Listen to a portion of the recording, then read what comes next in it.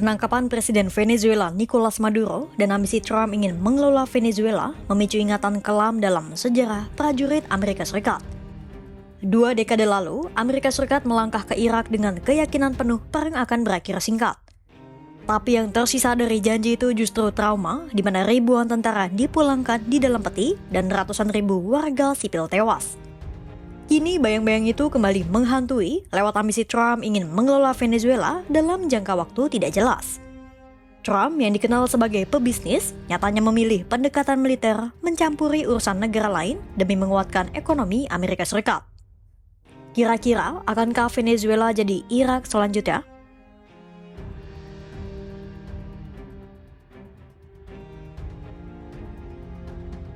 Trauma tahun 2003 itu bisa jadi terulang bukan tanpa alasan. Karena pada kasus invasi Irak, semua bermuara dari campur tangan Amerika Serikat yang berkepanjangan. Dan di era Trump, kebiasaan itu kembali muncul.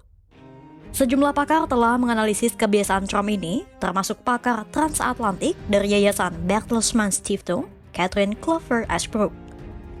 Catherine menyebut tabiat Trump untuk ikut cawe-cawe dalam urusan mancanegara itu berasal dari pandangan Trump yang melihat dirinya sebagai orang nomor 1 di Gedung Putih secara imperial alias kekaisaran. Artinya, Trump merasa ia memiliki otoritas yang sangat luas, cenderung menabrak batasan hukum, merasa dominan, dan mengutamakan keputusan sepihak seperti seorang kaisar. Itulah mengapa Catherine menilai Trump cenderung merasa senang ketika dunia bergerak sesuai keinginan pribadinya.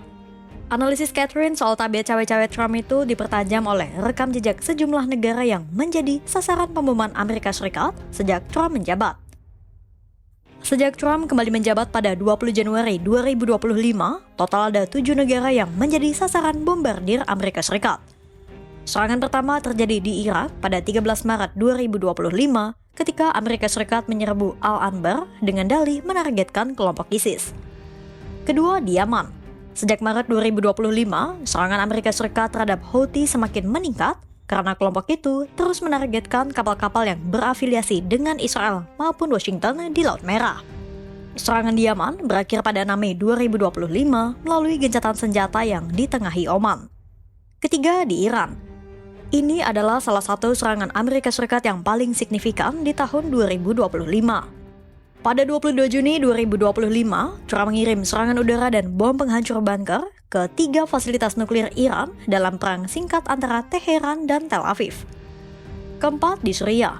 Pada 19 Desember 2025, Amerika Serikat menyerang 70 posisi ISIS di Suriah dengan dalih balas dendam atas kematian 2 tentara Amerika Serikat. Kelima, di Somalia. Sejak Februari 2025, Trump meningkatkan serangan di Somalia. Setidaknya di tahun 2025, tercatat ada 111 serangan yang dikerahkan Trump untuk menargetkan ISIS. Keenam, di Nigeria. Tepat pada hari Natal, Trump melancarkan serangan terhadap kelompok yang berafiliasi dengan ISIS di Nigeria. Dan ketujuh serta yang terbaru adalah di Venezuela.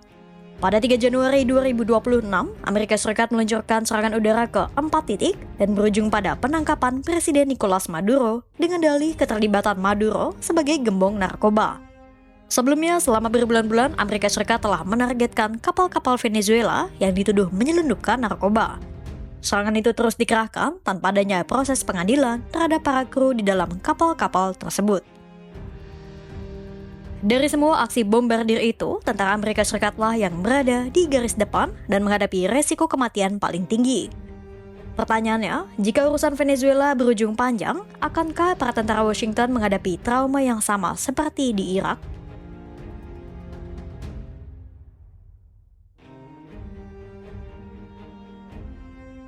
Kekhawatiran kepemimpinan Trump dapat memicu trauma di kalangan tentara itu berawal dari keputusan Amerika Serikat terlibat perang Iran dan Israel. Pada saat itu, Economist dan YouGov melakukan jajak pendapat yang menemukan bahwa 60% dari 1.512 responden Amerika Serikat tak ingin Washington terlibat dalam perang Iran-Israel. Karena keterlibatan Amerika Serikat bisa berbuntut panjang. Kematian tentara dan warga sipil yang meningkat, pangkalan Amerika Serikat jadi sasaran, keamanan Laut Merah terancam, dan ujung-ujungnya terjadilah krisis global. Intinya, warga Amerika Serikat tak ingin Washington terlibat peperangan dengan negara lain karena pada akhirnya merekalah yang terkena batunya.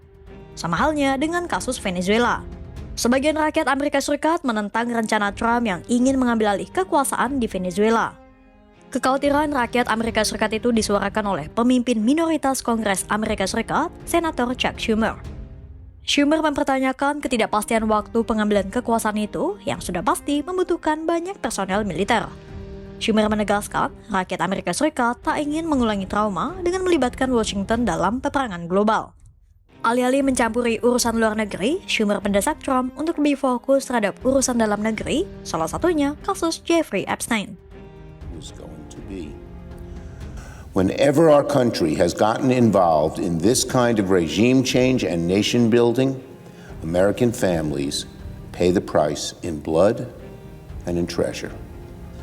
That's what happened in Iraq, for instance. The American people did not sign up for this kind of military adventurism when they voted for Donald Trump. They wanted a president focused on America first, focused on lowering the cost of living, lowering healthcare costs, lowering grocery prices. Just like Donald Trump in Venezuela for a while. The American people did not sign up for another round of endless wars. They want Donald Trump to focus on the problems here at home, on healthcare, on housing, on energy, on groceries. But Donald Trump's promise to keep us out of foreign entanglements is now as worthless as his promise to release the Epstein files.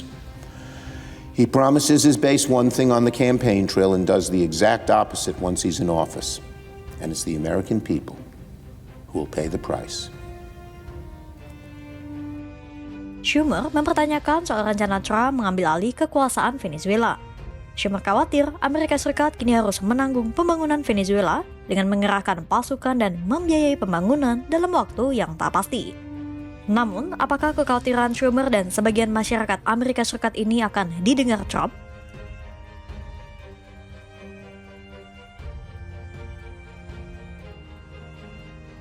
Nafsu Trump untuk membuktikan kedikdayaan Amerika Serikat tampaknya tak berhenti di Venezuela.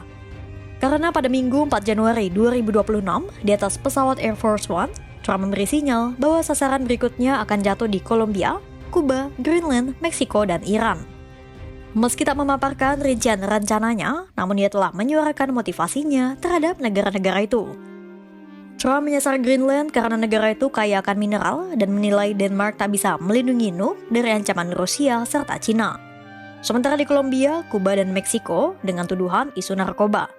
Dan terakhir terhadap Iran karena Teheran enggan meredam program nuklirnya. Itulah kenapa meski tak ada konfrontasi bersenjata, namun tensi Amerika Serikat dengan salah satu produsen minyak global ini masih belum benar-benar mereda sejak Juni 2025.